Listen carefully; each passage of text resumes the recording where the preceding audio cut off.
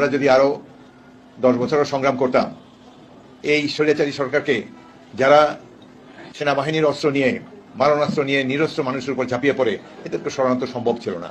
পাখির নামে যার নাম ছিল সেই সাধারণ সম্পাদক। আমি ধন্যবাদ জানাতে চাই এই লড়াকু ছাত্র সমাজকে। বৈষম্য বিরোধী ছাত্র সমাজ, তারা ইতিহাস সৃষ্টি করেছে, বিশ্বের বুকে বিপ্লবের এক নতুন নিদর্শন সৃষ্টি করেছে। এদের কারণেই আজকে অনেকে এদের ত্যাগের বিনিময়ে গাড়িতে পতাকা লাগাতে পেরেছেন। আমি আহ্বান জানাবো, এই সরকার আরো ছাত্রদেরকে নেওয়া হোক। বৈষম্য বিরোধী ছাত্র আন্দোলনে যারা জীবন বিপন্ন করে ত্যাগ তিতিক্ষার বিনিময়ে এই সরকারের পতন ঘটিয়েছে, তাদেরকে নিয়ে গঠিত হোক সরকার। বুদ্ধিজীবীর আর বেশি দরকার নাই। আমাদের দেশে ভালো বুদ্ধিজীবী আছে, আরেক শ্রেণীর বুদ্ধিজীবী আছে, তারা সকল সংকটের সময় মুখ বন্ধ করে ঘরে বসে থাকেন, কিন্তু বিজয় অর্জনের পর ক্যামেরার সামনে সবার আগে এসে উপস্থিত হন।